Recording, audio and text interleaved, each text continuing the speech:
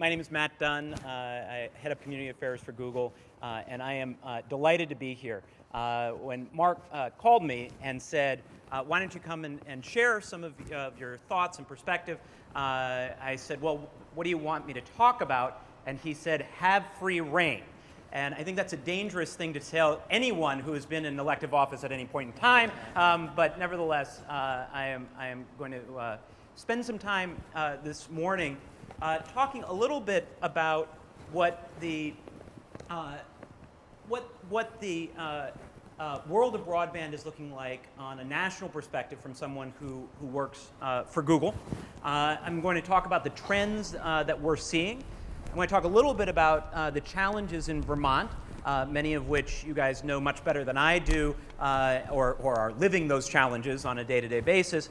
And then I'm going to talk a little bit about the Vermont advantages and innovations that we're seeing, because when it comes down to it, we do have some things that other parts of the country do not have, and we're seeing those really play out in action, including some of the comments that have been made earlier today.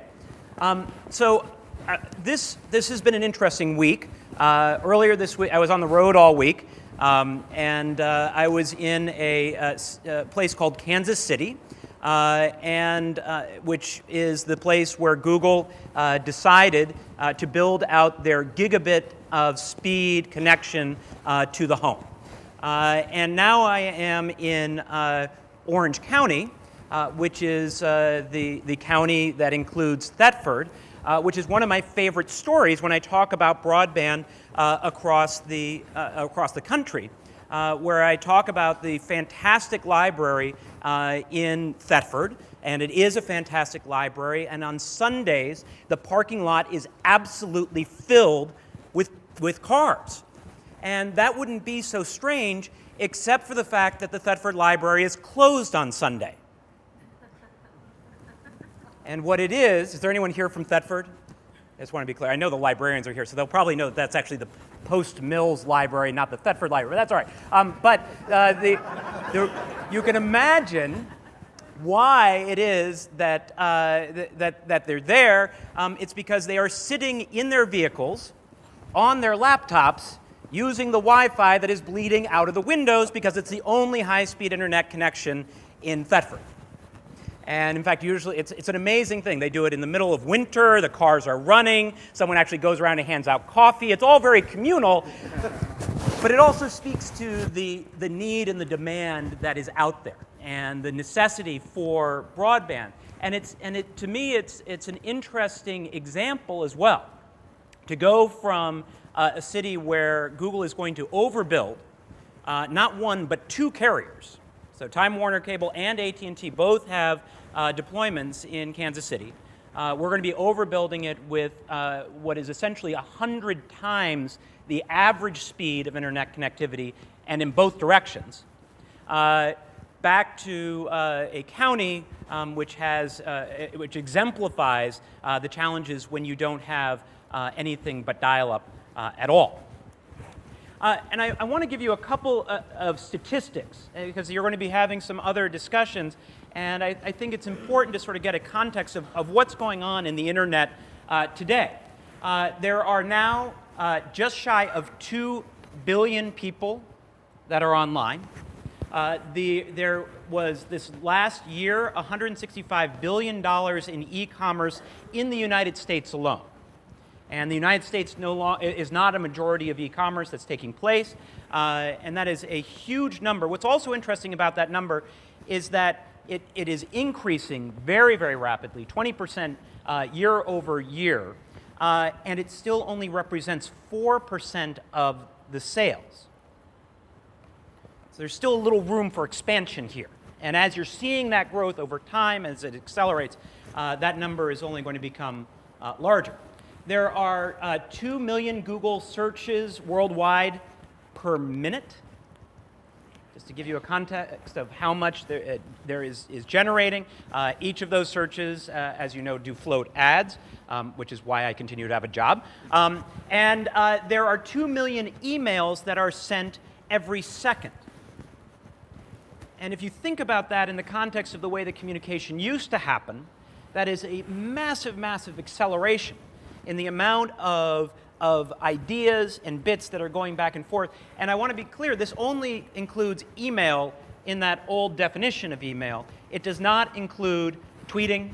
It does not include status updates. It doesn't include many of the other communication mediums that are still facilitated. That's someone actually typing out an email and pressing send.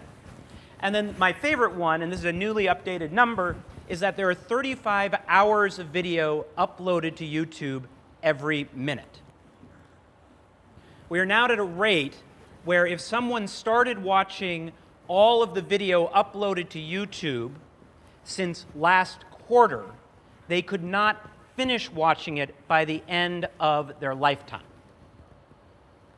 So this is creating a continuation of what many refer to as an information revolution. The amount of information that is moving is growing very, very quickly. And the demand for being able to get your arms around that information is growing, and the importance of the content that is there. As more and more people are using the internet, particularly the types of mediums like video, which are very, very content-rich and therefore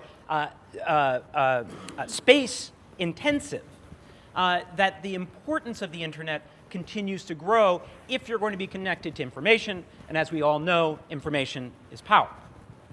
So I want to talk just a little bit more about why broadband matters. Mark said I could talk about whatever I want. I'm going to really make the strong pitch that we need to continue down the road of bringing real high-speed internet to Vermont. And I'm delighted that Karen is doing the work that she's doing. I had the pleasure to vaguely assist her in an early plan, which she did extraordinary work on and is now continuing to carry that ball forward with the audacious commitment that the governor has made, which I certainly applaud. But the importance, fits into all kinds of things. And when you want to talk about the importance of broadband, I tend to look for how consumers respond to it. And we could certainly look to things, to revolutions that have started, literally like in Egypt. But you can also look at the way that people are responding to it in the commercial sense. And if you talk to any realtor in the state of Vermont today, they will tell you there is a 15 to 20% discount rate for houses that do not have access to broadband. That's a significant amount of money. You are now getting people who are explicitly requesting, what is the internet speed? Because they know that someone who says in their little thing, oh yes, I have broadband, and what they mean is end of the line DSL, that's not what they're looking for.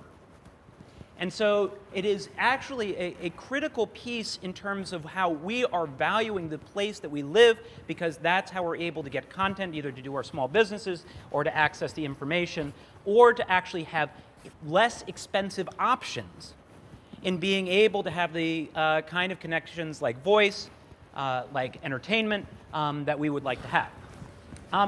The other thing about broadband is that it increases efficiency costs in a dramatic way, and that's only increasing.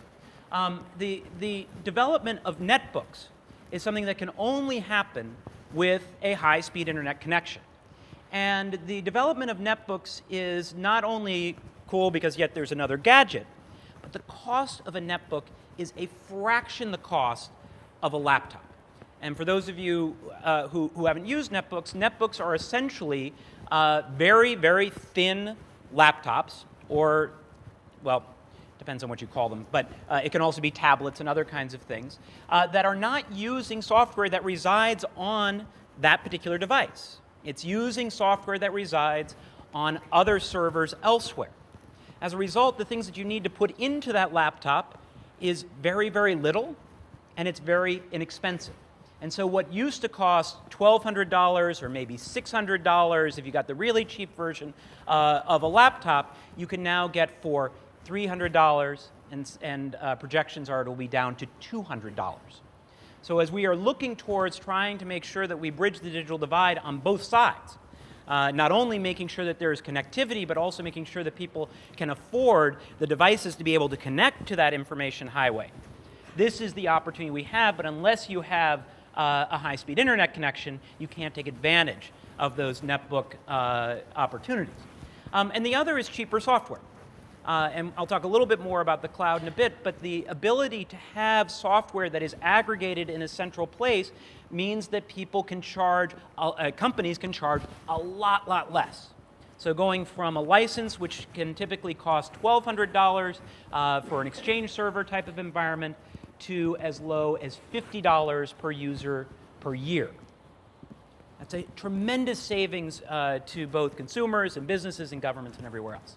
And it also, broadband is shown to directly affect economic development. And there are some really interesting studies that have come out. The Brookings Institution, Darrell West specifically, just looked at what happens when you increase the amount of speed of internet connection in a community, and they see a direct causal correlation to the gross product of that particular region. And there's a variety of reasons. Some is because people are able to sell their stuff faster on a personal basis. Some is because they're able to start up companies in their garage once again. And others because they're able to expand their workforce to people who don't have traditional work hours. And it's just, and the numbers are quite stunning. And you know, and if we just move from where we are now to actually having true broadband in the state, there is a clear expectation on the conservative side that it would increase the total number of jobs as well as the state product of Vermont by a dramatic amount. And I think this is actually on the low side because of our sense of entrepreneurship and our proximity to other cities. But we have a challenge in the state, which is that we are pretty far behind right now. And this is Karen's challenge. But this is all of our challenge. Right now, we are 44th in the country in using the internet to engage with our citizens. That's a pretty low number for a state that is as engaged as we are in general, that we're that low. And we're 46th in broadband speed. Now, I want to be clear that that is an improvement from 48th last year. So, you know, we're making headway, and we just eked above Montana, which is very exciting. But nevertheless, that is not going to be a position where you're going to be able to compete. And I want to point out that we're talking, I'm highlighting broadband speed. We could also talk about how we're close to last in connectivity, but speed really does matter.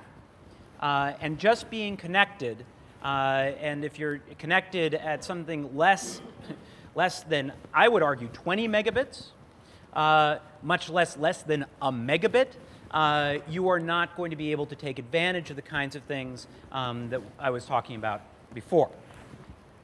So what this is doing is that it's changing the way that organizations are able to function.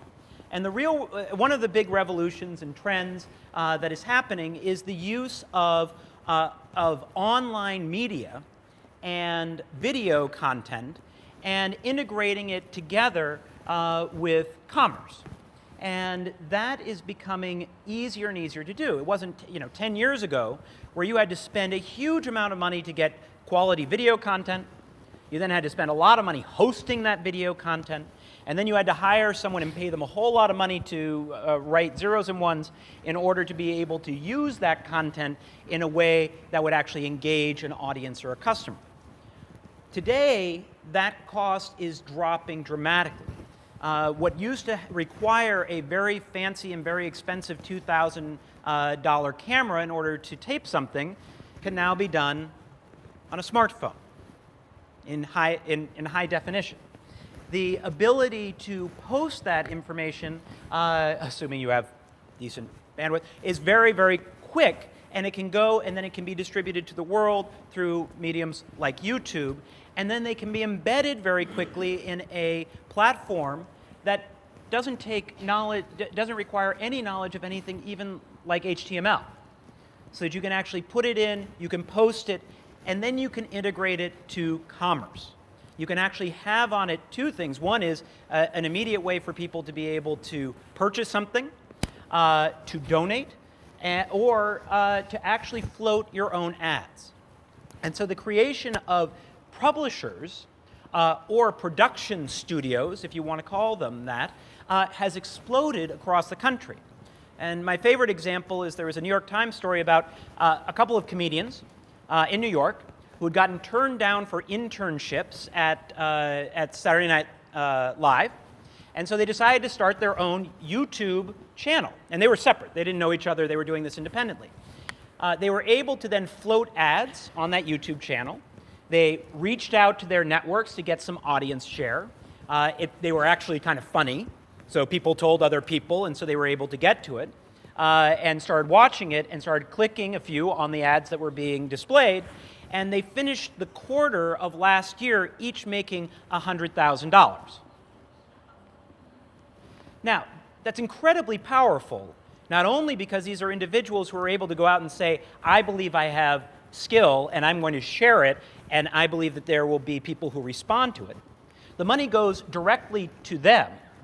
And one of them is continuing to do it and now has 2 other shows that he's publicizing. The other one got a cable contract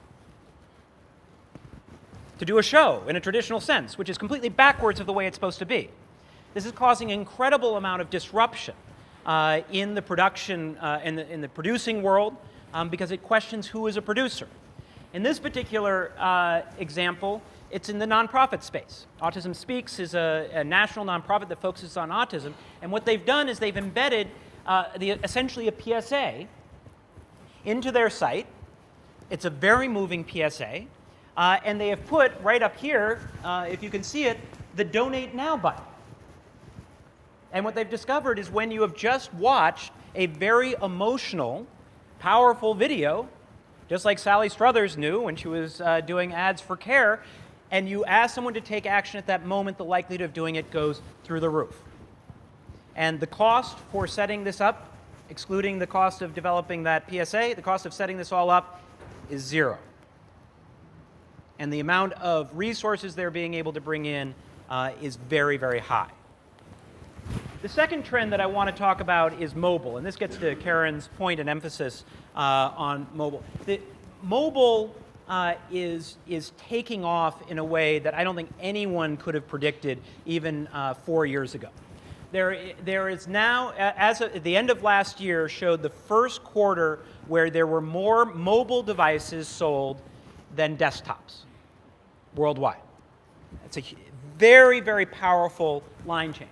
There are now, by the end of this year, they're now projecting by the end of this year, there will be more than 50% of Americans will have a smartphone. So it's going to be a significant push over there. There is a massive increase of using these for not just making phone calls or doing texts or even email, but doing searches and purchases. And with that is coming online payments, which a number of providers, Google included, but also American Express, are going to be allowing people to use their cell phone essentially as a credit card, where all you have to do is go in and press a button, and you can make a payment over this. You've already got a lot of systems that are in place to allow you to purchase things easier and easier over a cell phone. The idea of showing up at the grocery store and saying, here's my credit card on this thing, is rolling out over this next quarter and will be transformational in the ability to do it. And out of it is a whole bunch of interesting mobile native products that are coming up. The one that I'm finding fascinating is this thing called Zarly, which actually allows you to, they call it mobile Craigslist in real time, where you can post, I would like to have a hamburger delivered to me right now, and I will pay someone $20 to bring it to me. And you can post that. And anyone else who is in the Zarly universe can propose that they will do it. They can say why they're the ones to do it. If you accept them, it immediately goes against your credit card in a PayPal kind of way, so you can avoid fraud. And that person, if they deliver, that hamburger gets paid. And it is tailored to the understanding that they will know where you are, so that if I am not from Toronto, and I happen to be in downtown Toronto, and I hit that, people in downtown Toronto will know I'm the one who's looking for that particular offer. It's very, very powerful, and I think it has the potential. Now, I don't know if that will work. Lots of these things come and go. My wife, when I posted something about this, said, "We have a rooster that's kind of aggressive. I will pay anyone $20 to come take it away." We had 6 offers in about 30 seconds. They have not met this rooster, I want to point out, but it was. These kinds of things are going to continue to emerge in ways that we can't imagine. With them, a whole bunch of questions about privacy, and Vermonters are kind of committed to those privacy things. But with opt-in mechanisms, the idea of your mobile location being a piece of commerce, as well as a piece of contributing and being able to volunteer, is going to be a big piece of the puzzle. And just to give you a sense of how it's been growing, we have seen a 4x growth in the last year alone in the use of mobile to do searches. And I will highlight that Google is a company that's in it to make money, as well as hopefully do some good in the process. A little over a year ago, we bought a company called AdMob, and we paid $750 million plus or minus for it. And we were laughed off of Wall Street. It had not made a dime. It hadn't even really been proven necessarily to work, and they didn't know why we were, clearly Google was going crazy again and just spending money. It took us a quarter to integrate it into our regular ads platform so that people who are doing advertising on Search in General could integrate it in.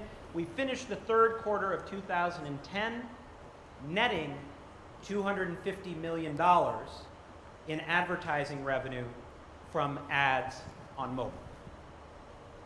So I think we did okay with that particular purchase. Now, the only way that that could happen is because of this incredible change, and because of the fact that people are using their mobile devices. And the other interesting thing is the likelihood of someone who looks up something on their mobile device actually purchasing someone or calling that place is much, much higher than people who search on traditional laptops or desktops. So there is this very, very interesting ecosystem that's taking place. I will also point out the interesting thing about texting, particularly for under 30-year-olds. If you know any under 30-year-olds, you will probably know they don't check their voicemail anymore. Thank God there are systems to allow it to be transcribed. Otherwise, I don't think they would ever go anywhere. But they text all the time. And the open rate for text is, right now, is somewhere in the low 90 percentile. They use it as a medium. They respond to it. They look at it. They may ignore it. But it's a medium that is continuing to grow and will continue to grow over the years. The next big trend I want to talk about is cloud computing. And cloud computing is a mechanism by which you can use software and data and computer chunking power that is not in your room or on your laptop, or isn't even in your building, but can be off-site in a data center someplace else, miles and miles away, and frankly can be in multiple data centers all at the same time. And the power of cloud computing is found in the ways that I mentioned before, in terms of hardware costs coming down, application costs coming down. But we're also seeing it in terms of the ability to distribute video content. So that with a high-speed broadband connection, Netflix can now deliver to you just about any movie that is out there in a streaming high-definition mode. So there's no more getting a CD and sending a CD. There's no more waiting 2.5 hours in order to download something. It's actually allowing it to stream. Just I think it was last week, Google announced that it's coming out with cloud music, which essentially allows you to take any music that you've already purchased, put it up in the cloud, and allow you to access it from any device you want. It doesn't have to be on your iPod, and then you've got to transfer it from your iPod to your laptop, and then you've got to transfer it. It's always accessible.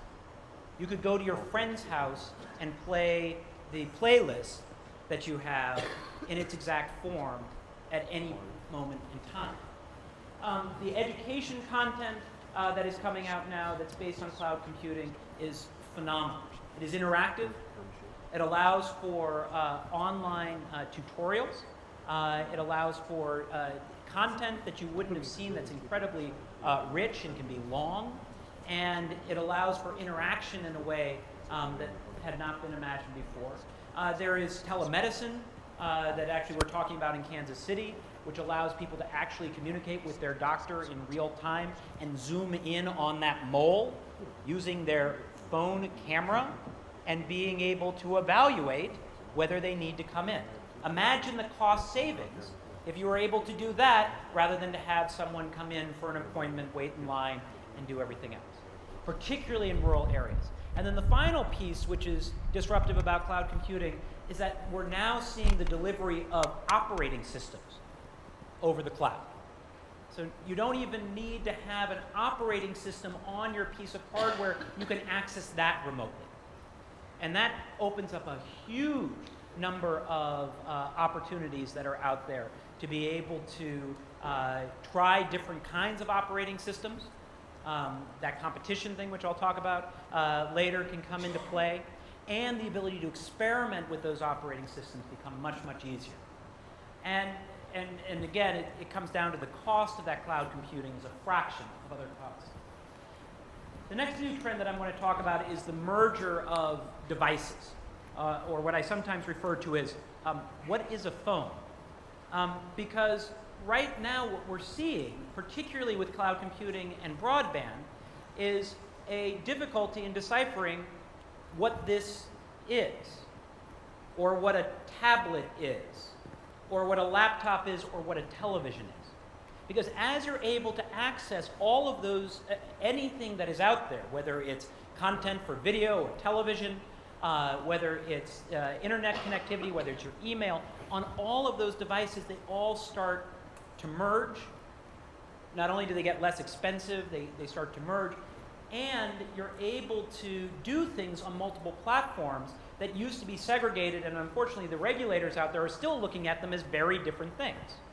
I right now, I do most of my phone calls at work using the Google Chat phone.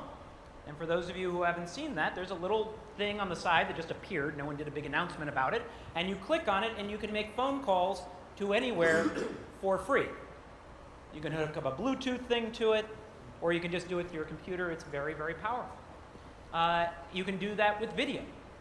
And you can actually have video conferencing, which is in very good definition. It moves very, very quickly, right out of your box, that you used to have to spend a lot of money getting a big fancy piece of equipment in your office in order to be able to do, or you had to go to a special location in order to be able to do it. You're now being able to do it straight out of your laptop using a service that does a whole bunch of other things, but you can put it up in full screen. One of the disturbing things that happened to me the other day is that I was chatting with someone online, and they said, well, I'm going to call you in a minute. I said, okay, give me a moment. And I shut my computer to let them, basically let them know I wasn't back yet.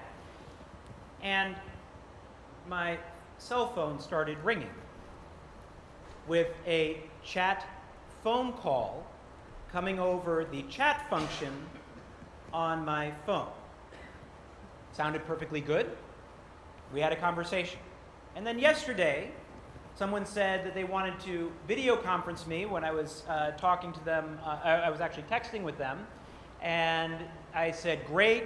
And they, being the impatient Googler type, did the video chat with them right away. And the video showed up on here. The camera worked perfectly good. I was a little shaky. I was like, what are you doing here? It was a little strange. I'm still getting to my desk and it's moving around. But the point is that the merger of all of these mediums are happening at a rapid, rapid rate. So that a tablet and a television and a phone and a laptop are all becoming the same kind of thing, and you get ultimately an infinite number of options for what you want to use, when you want to use it, and how you're going to use it. This is leading to multiple devices in the same house and in the same business. When you have multiple devices in the same house, in the same business, the bandwidth or the amount of speed that you have becomes really, really important, because it used to be just one desktop was on at any given point. Now everything is going to have it, and that gets gummed up pretty quickly. And you're also seeing some interesting things with these devices and what's on the other end of it. I'm just going to touch on this because I find it fascinating. Companies like Google are getting very advanced with things like voice recognition. So I'm not sure if I'm breaking the law or not, but I text while driving. I just don't use my fingers, because on the Android platform, the voice recognition is good enough that I just, just like I'm making a phone call, I put it in that mode, and I can text, I can actually say a line. It is about 95% accurate, and then I can say send.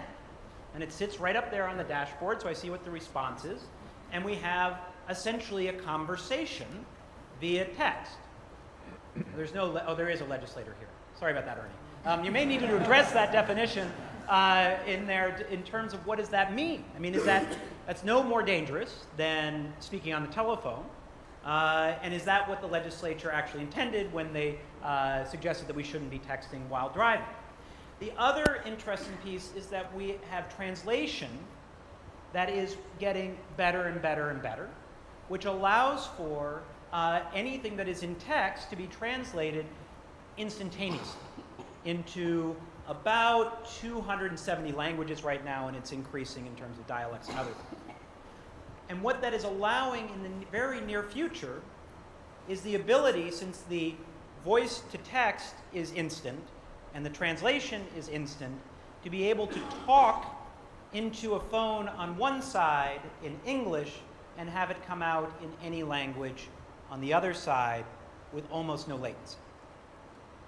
And the power that that provides as you're thinking about communication and what does it mean to communicate becomes just a very, very new frontier about collaboration, about working with other people, about the knowledge of language, the need for knowledge of language, a whole lot of questions that are coming up as these trends roll out.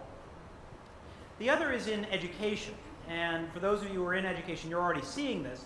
There are some huge steps that are being taken in distance learning, which in a rural environment is incredibly important, particularly in a state that's losing student population on a regular basis. And so now that it doesn't require huge amounts of money to be able to do good video conferencing, the ability to allow for a class in Chinese that's being offered at Stowe High School to be offered to the rest of the state becomes much more viable. Now, it's never going to replace the interaction between a teacher and a student, but compared to not having any opportunity, it's much, much more powerful. And as we're looking at trying to maintain, as some of us want to, the small schools that we have for that intimacy, we can do that without compromising the content that is available and still do it at a reasonable cost. There is the whole world of supplementary education and the explosion of after school or plus time or sometime during study hour classes to allow people to continue to pursue math or second languages or other things that are incredibly powerful and are now at the point where it's not just a cute little gimmick, but they're actually measuring the success rate and the number of grades that students jump from an hour a day after school working with one particular program or another. There's also the phenomenon, how many teachers are here? Are there any teachers here? Okay, so you can probably understand this, is that the students are getting ahead of the teachers. And that's not usually the way it's supposed to work. And the power of that is phenomenal. And in fact, the example that I love to give was actually a Northeast Kingdom school where a student was asked to do this great project where they were going to research a scientist, and they were supposed to, through the view and the approach of that scientist, evaluate the melt in the Arctic and how they would look at that particular problem. And this one very bright girl goes online for a little while. They were told, where they were supposed to go to find the information about that scientist and the URLs, and very, very specific. And so she goes on for a few minutes and then goes and reads the novel that she had brought. And the teacher's a little concerned. Then the girl goes back on, looks at something, prints it out, and then goes back to reading her novel. And then when it comes time for her to actually present, right, in front of the whole class, the teacher, listens to her, and it's not the way that that scientist would approach the problem by the framework that she had been given. And she was actually really concerned, and she said, Lily, I'm a little concerned that you didn't really work very hard on that, and that's just not right. And she said, well, I'm sorry, when you gave me the assignment, I just looked up Dr. Weinstein's email. I sent him an email and asked him the question, and this is what he wrote back. And by the way, he's in Cambridge looking at colleges with his daughter. And as teachers, that just makes you pause for a second, because the question is, what is then the purpose of education?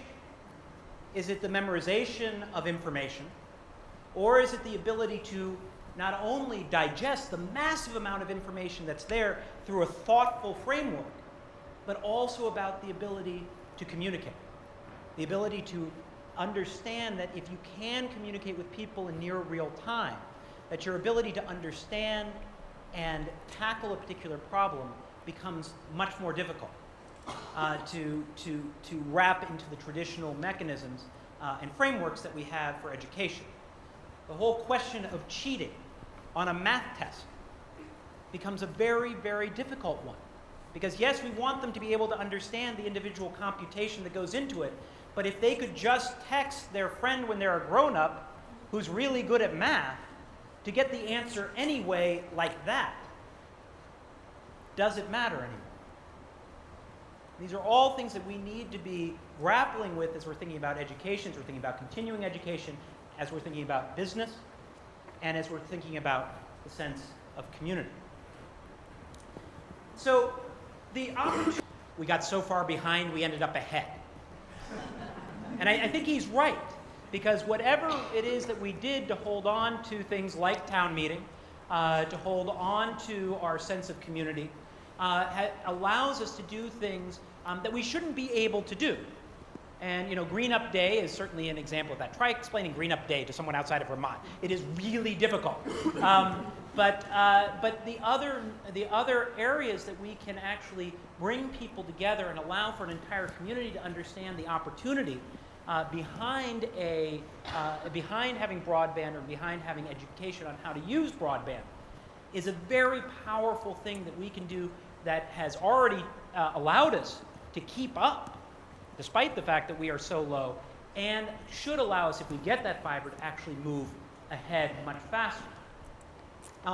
The examples that I want to use here is EC Fiber, which is an initiative that's taking place, a lot of it right here in Orange County, is a fascinating model of towns and individuals not only getting together. Now, how many times have you seen 27 towns agree that they're passionate about the same thing at the same time? That doesn't happen very often, much less contiguous towns. But there are people who actually put their own money on the table, $1 million at this point, to be able to do a pilot to see if this actually works of bringing fiber. That's an incredible community effort that has taken place.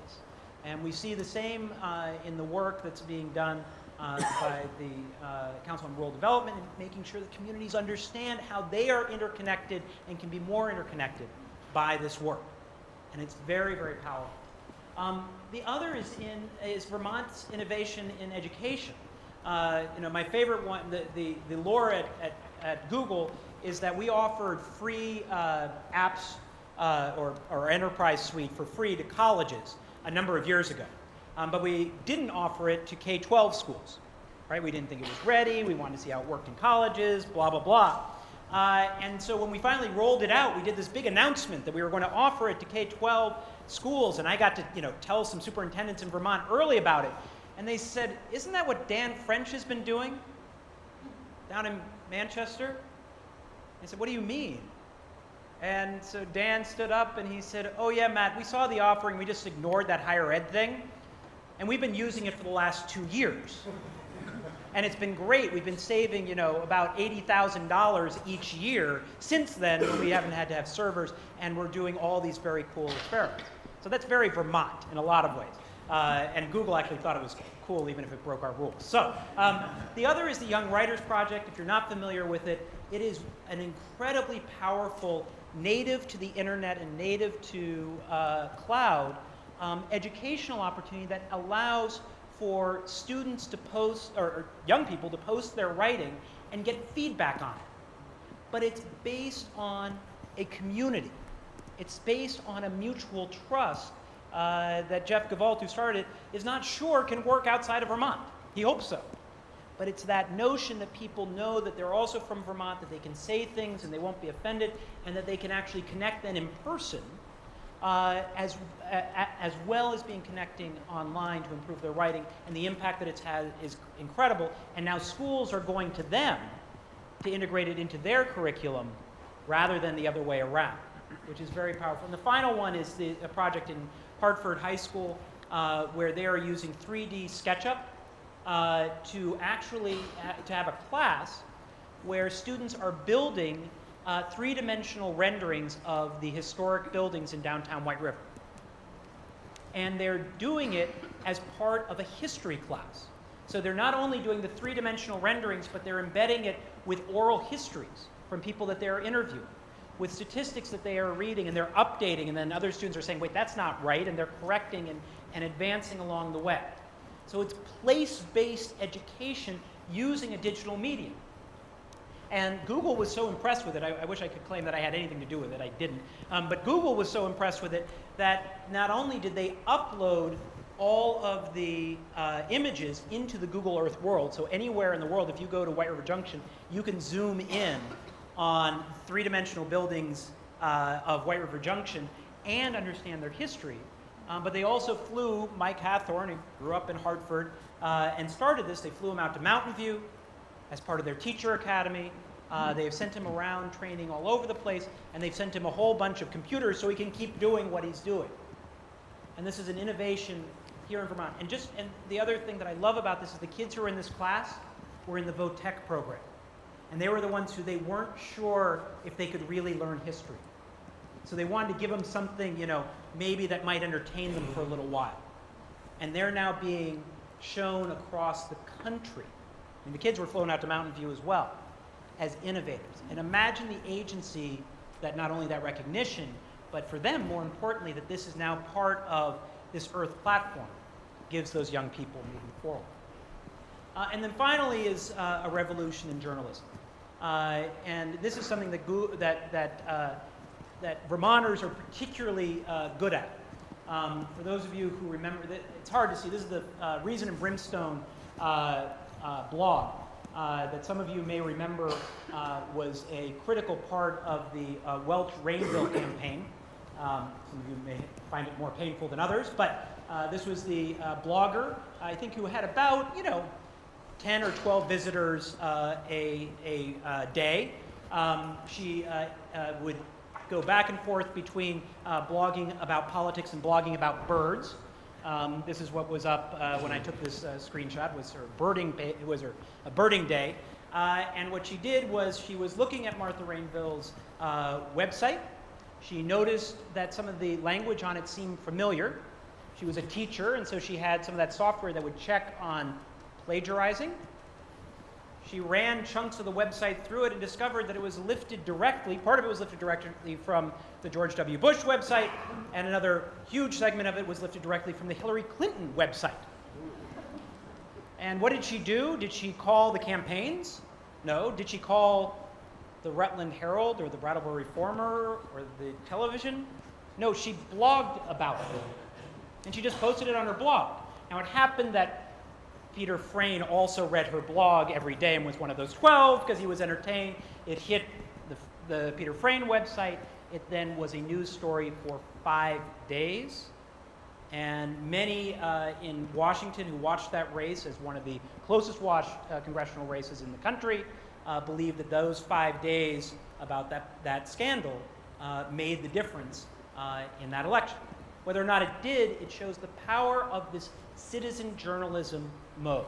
And we're now seeing it with VermontDigger.com, which is actually blending professional journalism with amateur journalism, and it's showing up in National Review. So bringing this to a close, I'm just going to encourage you as you're having your conversations today and you're taking it beyond to think about 3 things. One is that we absolutely have to be aggressive on making sure that we fulfill Governor Shumlin's vision of true broadband connectivity by 2013, because the opportunities are enormous for us, but the stakes are increasingly high if we leave people on the other side of that divide. The second is that we have the opportunity to use our innate sense of community that we have as Vermonters to be able to keep up while we're getting to that place, but also to allow us to be in an even stronger position once we get there, to be successful. And finally, to be committed to educating Vermonters through that community-based approach so that all Vermonters can benefit from the opportunity, the cost savings, the job potential, and the ability to be a participant in our civic society that can come through connections on the internet. Thank you so much for having me, and have a wonderful conference.